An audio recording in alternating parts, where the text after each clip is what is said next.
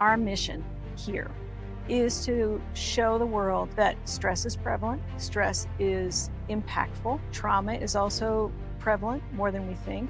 It's very impactful and it can be in a very negative way. Mental health awareness needs to not be a taboo subject.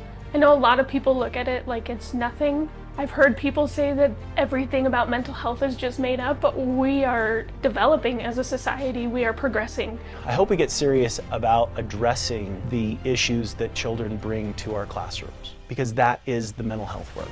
That is how we help children become learners. Because my fear is that if we don't address those things, they're going to happen anyway, and they're going to get dealt with in inappropriate ways outside of our classrooms. I think it's extremely important to focus on mental health in general. There are a million things that could be happening in someone's life that you don't know about, and a million people didn't know about what was happening in my life. One of the things I think that is really, really important to understand about education and the settings that kids walk into every day, the setting called school, is that they come from a variety of backgrounds and experiences. I used to often tell our teachers that if a child's baggage was visible, some children would come with carrying hardly anything, and others would almost look like they would have a U-Haul behind them. We aren't just supposed to get over it.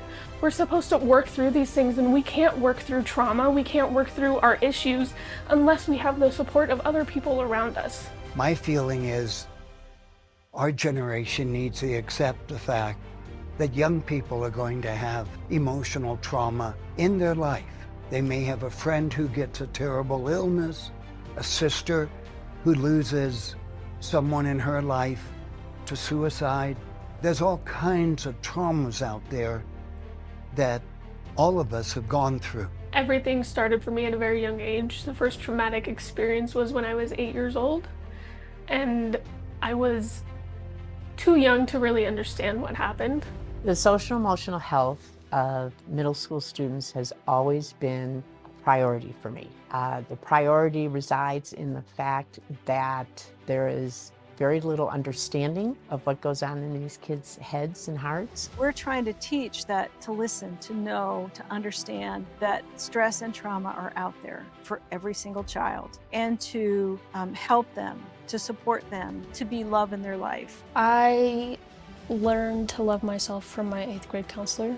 She really allowed me to see the good things in life, and she taught me to just remember that even in the darkest days I still have something, and she gave me a journal that every day I would write something that I was grateful for. The social emotional piece has always shown me that it is directly linked to their education, to their academics, and to their well-being. We can help kids, it can shift to the positive as long as we hear them, see them, feel them, and love them. The Imagine Project kind of helped me understand the different events in my life, and it wasn't necessarily the final outcome of the Imagine Project that led me to a deeper understanding of my trauma, but more so the steps that it took to really identify something that was so deep inside of me and put that onto paper and write it down and kind of almost analyze it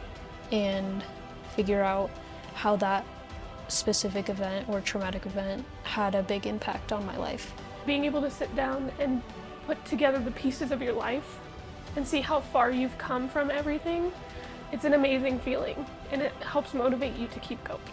I've said before that I believe that tools like the Imagine Project can save lives, and that is really what this is about.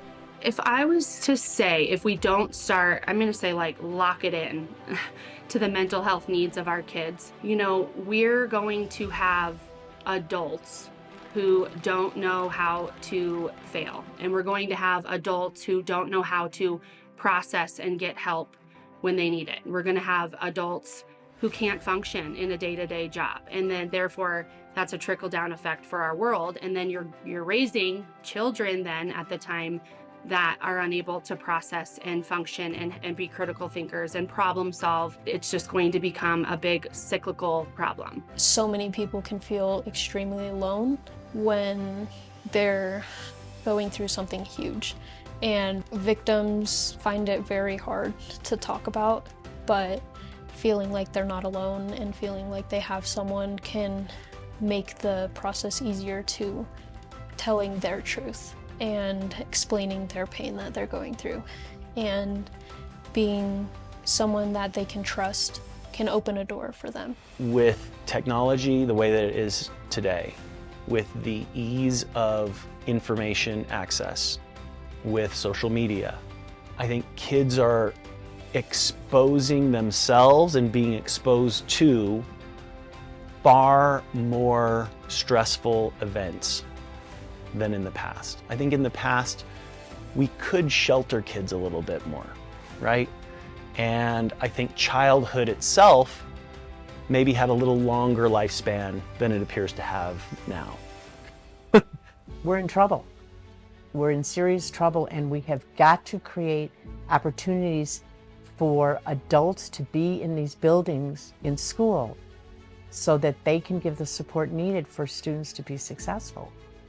I see kids moving in a direction where they're relying on their peers to get through their traumas, and their peers don't have the mastery. They don't have the skill, nor should they. But we have so many children out there who let others decide how they're going to feel. And you know, the impact of social media, the impact of, I think that why there's been such a strong effort around bullying prevention is a child who doesn't understand their inherent self-worth becomes vulnerable to that kind of behavior within school settings and even out of school settings. There is a mental health crisis in our society. Anxiety is the highest it's ever been. Depression is high, suicide is high, and kids are stressed. It's social media, it's post-COVID, it's a lot of factors. You know, there's a lot going on in our world, and we hear about it now because of the internet. You know, when I was a kid, you didn't know about it necessarily.